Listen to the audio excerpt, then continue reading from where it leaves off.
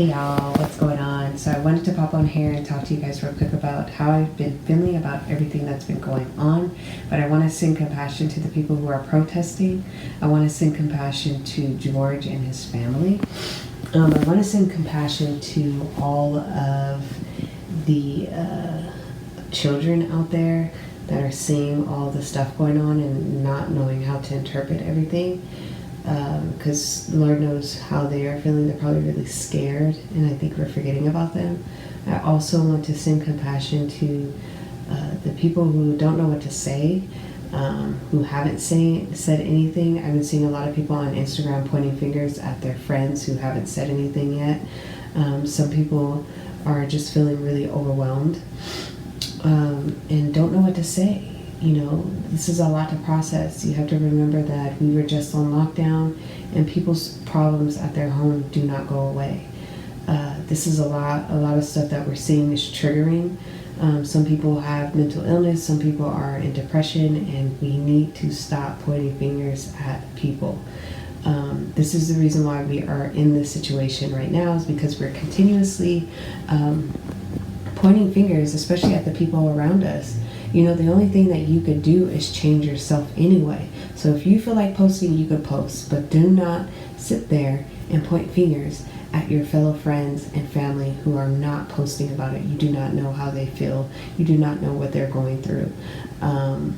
So have some compassion and stop. You don't know what they feel. They might be praying. They might be going inwardly. You never know. They could be going through an awakening. They're bonding with God. Like, just leave it. And if you're really, really concerned, check up on them. If you have questions, ask questions. Like, hey, how do you feel about this whole situation that's going on? So please stop judging your friends and stop pointing fingers at them. You don't know what they're dealing with.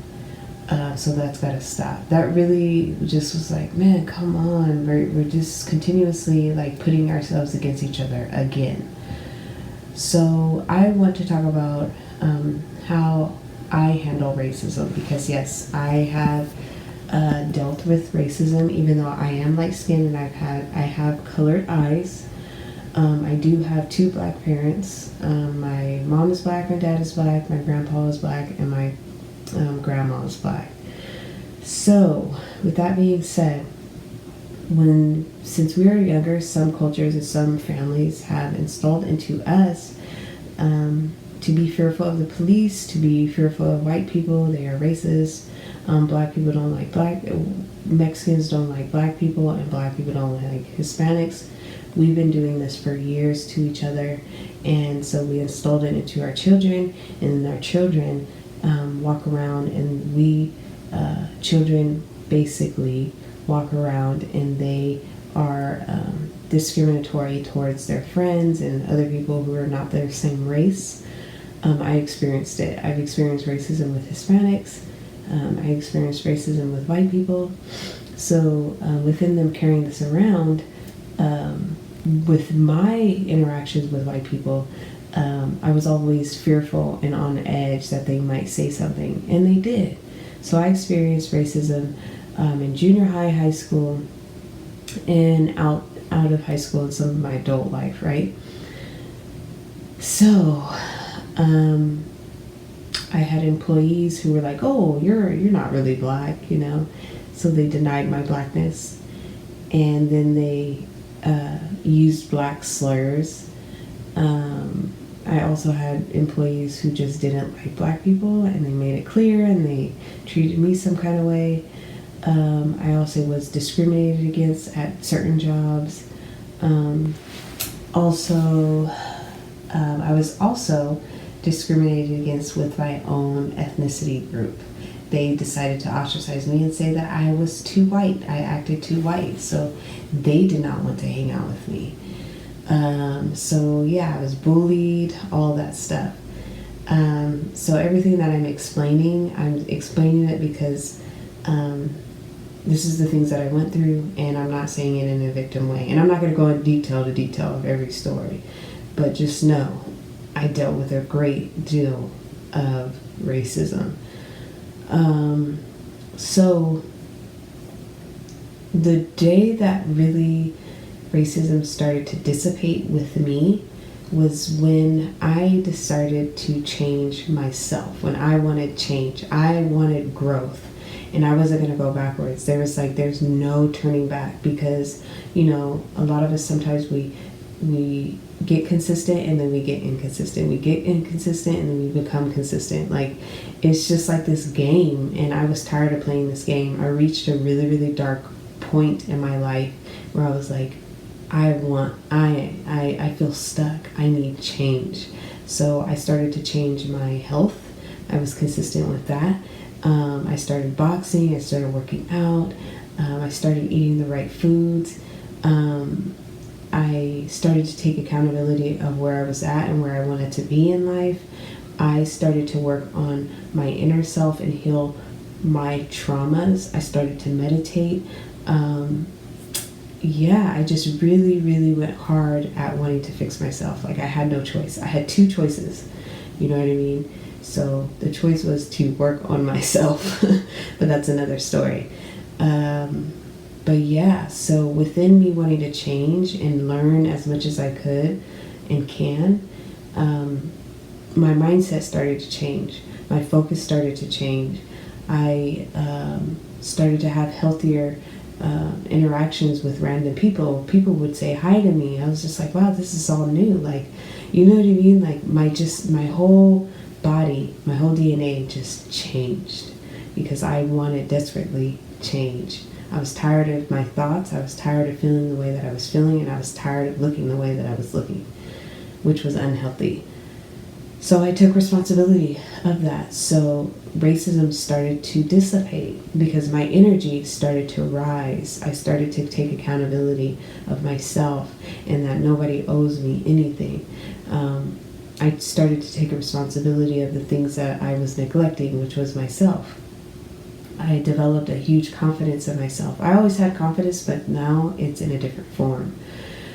And so when I go out in the world today and I interact with people, if they have an attitude, I'm just like, well, they got an attitude. Like, that has nothing to do with me, and they're not going to ruin my day. That has something to do with them. So I don't let people dictate how I'm supposed to feel in the day. I choose how I'm going to feel for the day. Nobody gets the honor to even do that, ever.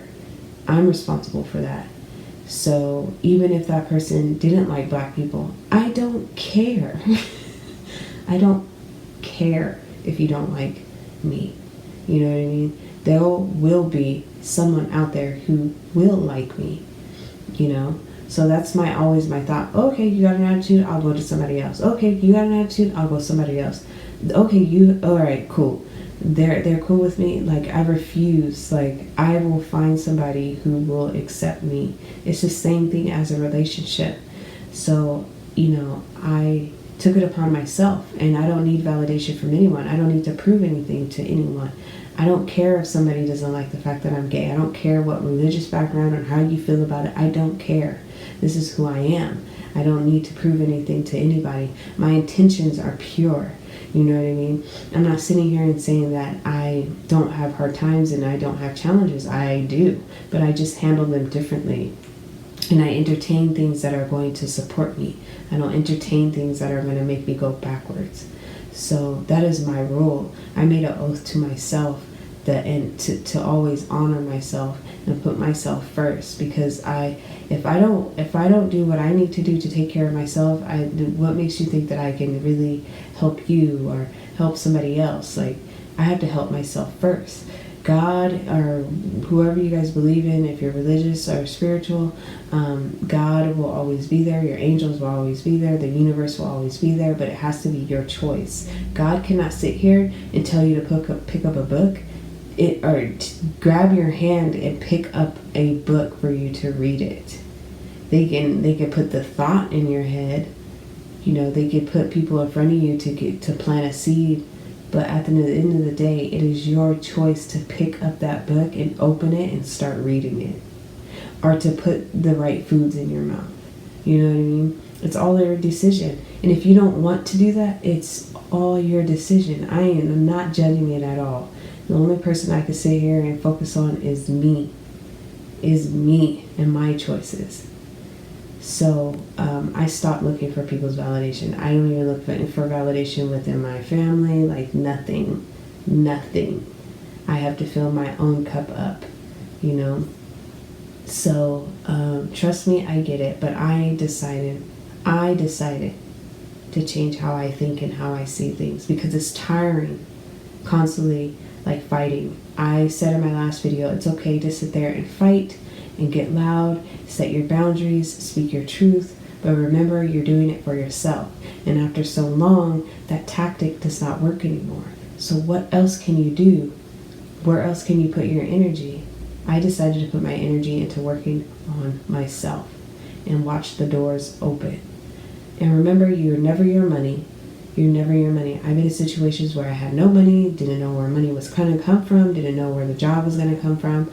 I got the good job and got a decent paying job as well, and saved money, and I still wasn't happy. I was unhappy at $0, and then I was unhappy with money in my bank account.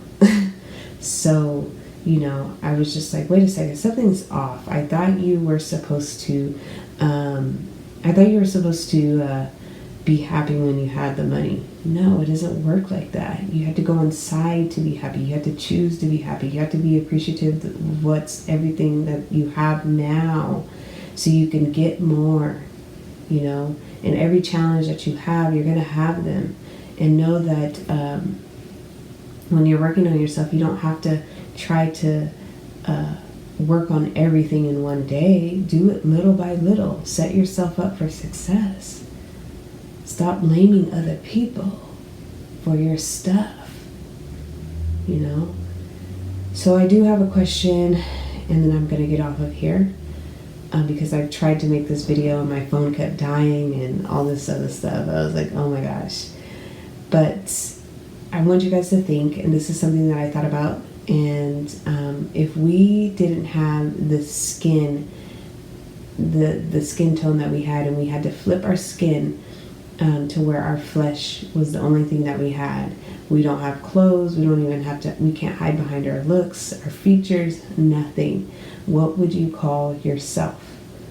Would you be compassionate? Would you be passionate? Would you serve people? How would you even serve people? Like, you don't have your looks to hide behind anymore. You don't have the skin, your skin color to distract you with, to use that as an excuse. You don't have your gender or your sexuality to hide behind. You know, how would you express yourself? What would you be? How would you show who your true soul is? You know, that's all you would have. So anyways, I just want to send love to everyone out there, and just to hang in there. I know this is a lot. But keep your spirits up and control what you can control, which is yourself. And just be an example to people around you. You can't change people around you. You can't save people from what they need to feel. You can't save people from their feelings. You can't save people from their actions. That's not your responsibility. You don't have to put that backpack on. You know, you carry your own backpack. Anyway.